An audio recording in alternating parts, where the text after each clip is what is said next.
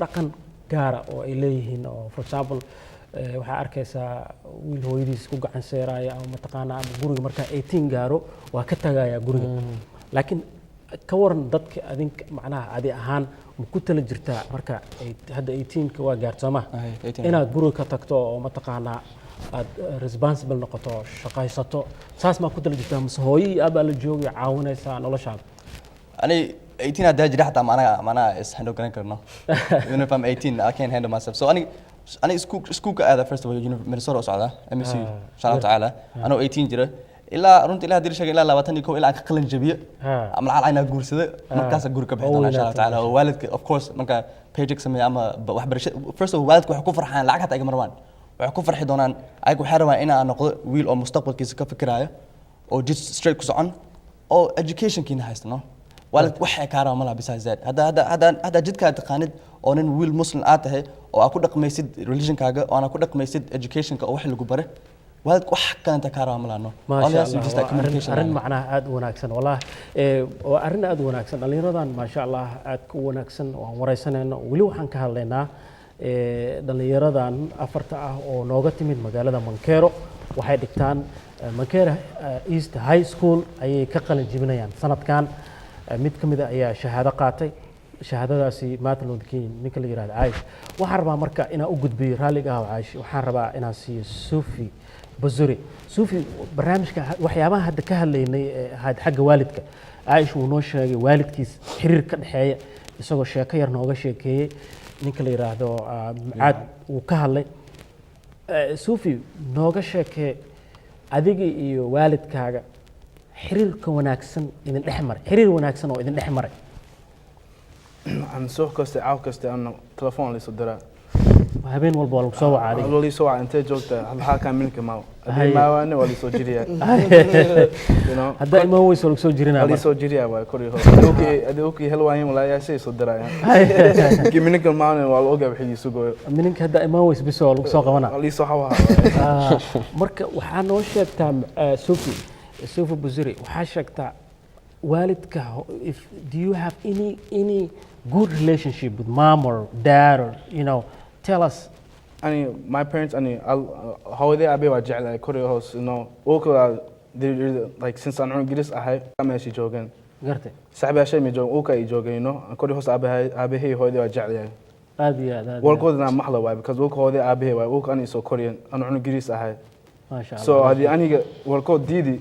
waxa maxay dasho waclaay ano that's good yeah hadda warkooda diidid oo tiraahdo I don't want to listen you dan marka ku dhalna ayaga camal waay so kori hoos aabahay hooyada warkoodna maxla waartako waa ina hooyada iyo aabaha warkooda maqashaa waa first priority hay anina markii guriga baxo waa sheega meesha aado haddaan guriga ka baxayo waa inaan u sheegaa dhacaabo meesha saacada hooyo ila soco meesha saacada haye waxa kale and then saacad oo guriga soo naxayo oo sheega saacad soo gal minka oo sheega ka waran xiriirka kale oo markino ala leedahay for example other cultures like not Somalis we live in this country so do you have other relationship with the relationship and I have my dad and my mom they're like my friends we hear all like I could tell them anything and they'll understand it and if they don't like it why sheegayan saasa subin mku fiicno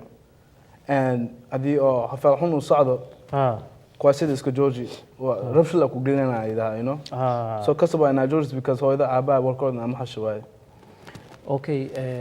marka dadkan waalidka maanta ku fiirsanaya waalidka ku fiirsanaya oo kaamarada isku aad kaamarada dhinaceeda fiirinaya Sufi maxaa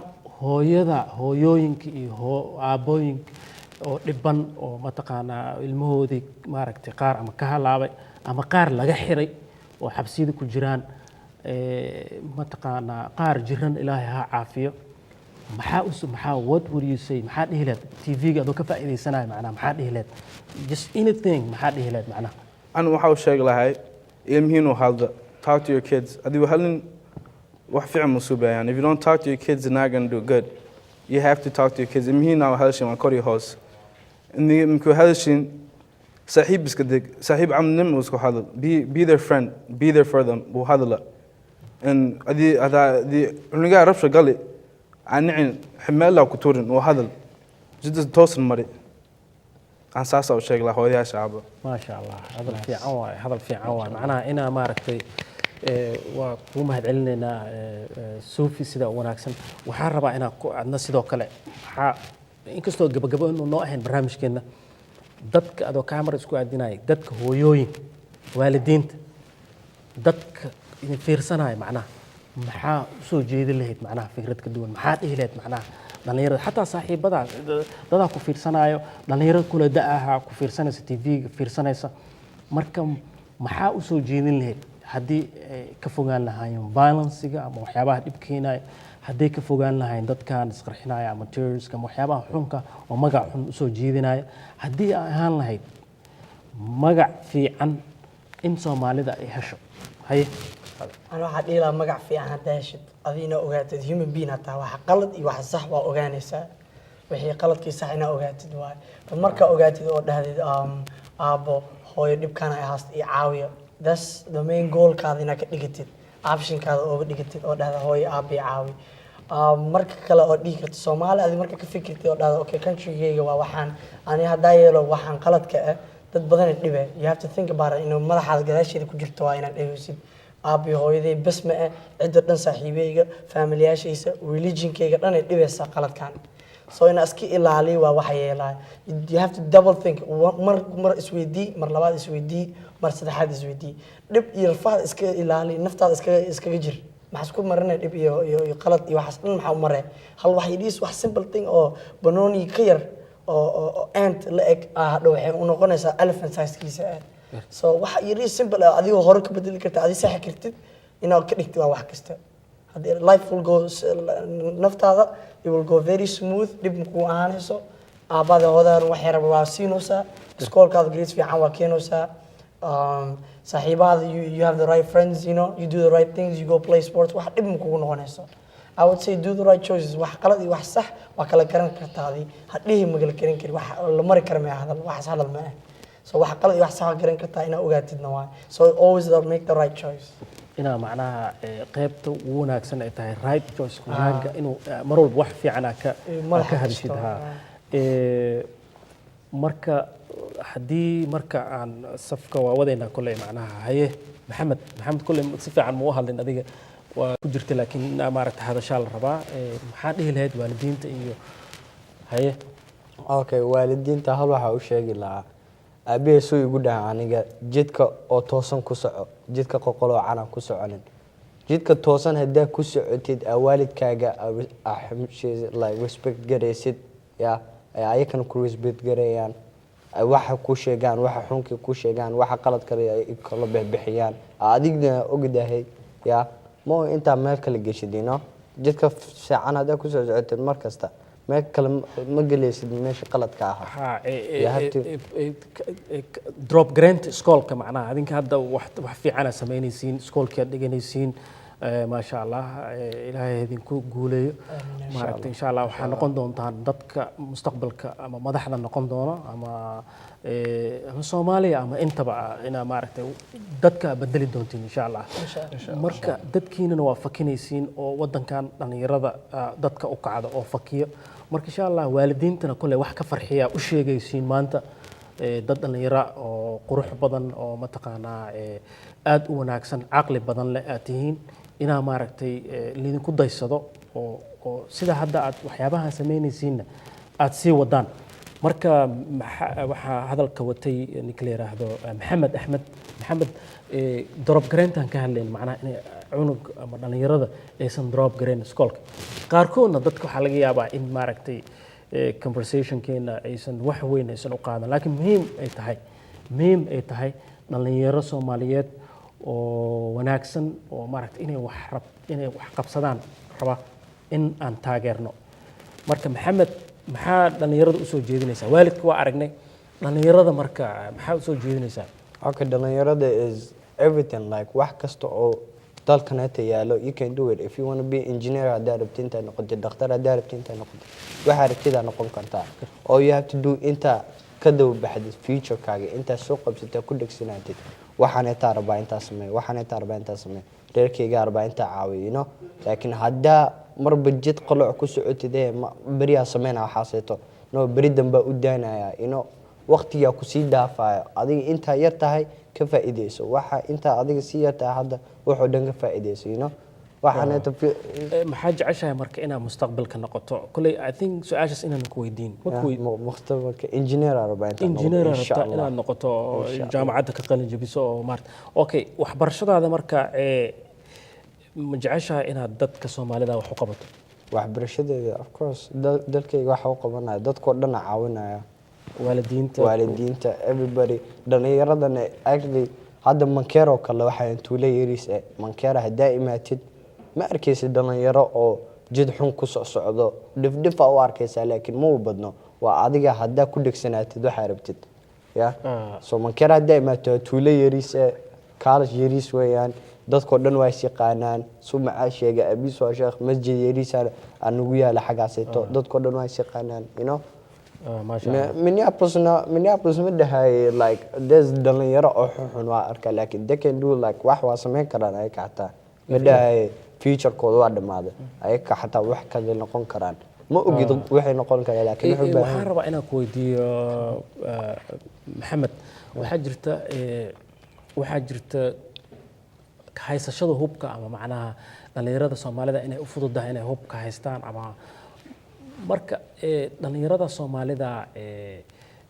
violence ka sameynaya oo hubka qaadanaya ayagana maxaa dhihi lahayd macnaha maxaa u soo jeedin lahayd okay hubkii qaadanaya that's person dadka caawinaya qaladka iska leh midka kalena waxa weeyaan hubkaas inta qaadanaysiin one thing is waxa soo dilaysiin walaalkiin your own brother aad dilaysiin jihadkan inta sameynaysiin is not going to help you is not going to take you through janna waxa weeyaan amalkaas sameysatay adduunka iyo aakhirada amalkaas sameysatay weeyaan janno ma ku geenaysi inta walaalka muslimka inta u tagdid soo dishid asagoo wadankaaga dalkaaga adigana dalkaaga yahay ku soo dilaysid adiga sumcad xun isku keenaysa waalidkaaga subxad xun oo keenaysa waa ka tagaday aakhira aadaysa waxaas inta meel fiican ku geenaan daas waxaan rabaa ninka la yiraahdo weli waxaan ku gada jirnaa barnaamijkeena ma sha Allah barnaamijkeena barnaamij aad u fiican waalidiintana kulay ma taqaana aad ugu raaxaysanayaan aan filayo Mucaad waa nin dhalinyaro oo aabihiis sheekha dugsi leeyahay waa nin masaajidka ma sha Allah haddana dhalinyaranimadii aan ka maqnayno waxbarashadiisii soccerkii basketballkii arrimahan ku jira arrimahan ka hadlayna waa fahmaysaa Soomaa kaamarada isku aadi oo maaragtay la hadal dadka waalidka ah maxaa dhihi lahayd waxaan dhihi lahaa first of all aabbahay mar wuxuu sheegay ruux jiran in ruux waalan suu ku ogaanaya inuu waalan ama daawadiis maxaa wayno waxa inuu ogaado inuu waalan yahay daawadiis waxa inuu fahmo khaladkiisa and his problem so aniga waxaan dhihi lahaa aniga aabbahay oo sheekh ah oo hooyaday ma sha Allah ay jeceshay waalidka ana zaid oo jecelahay khalad waa dhacaya bini aadam ayno aniga afar wiil ay laba afar ilma ay waaweyn ilmahaas oo kala soo qalin jabiyeen so aniga hada ifiriso hada college qalin jabiyo failure ah in my family if I don't graduate college I'm wax idin yaala waayo ma taqaana hadii qalin jabin weysid arintaas ma aragtay hada college iska dhaf high school iska dhaf hada college soo qalin jabin waa failure ma marag waxa la keenaa wax barto ina jid aystiga oo meel oo anay yom adduunyada aku ku baabaray yom qana aan janno ku galayno hadee noqdo ina yom qiyaamo diinta first of all ina taas fahamto oo ina ahaato nin muslim ah oo shantaas la tukanayo oo Mareykanka waxa jira waxyaalo badan oo commercials aragtaa TV-ga marka banaanka aad I mean a lot of things that happen so ina waana xaska jeesata taas jannada waana jidka oo saxda jidka adduunyada aku meel ku gaar lahayn waa education ina taas fahamto that education waxa dhahaynaa wuxuu dhaho you may get fired from your job shaqada waa laga ceerin karaa but they will never take your degree away waliga Allah shahada lama qaadanano lama qaadan so aan ninka oo Soomaali ku sheegi kartaa waliga Allah shaqa waa laga ceerin karaa waliga Allah shahada lama qaadan karo so ninkii oo wigiiba konton saac shaqo tumay oo naqad inuu ilmihiisa iyo xaaskiisa uu lacag siiyay waxaas iyo bilaasha uu bixiyo hadii shan saacno arada 45 hours haduu shan saac uu ka maqnaa shaqada diba gaarsano hadda taasna tusaale kan tan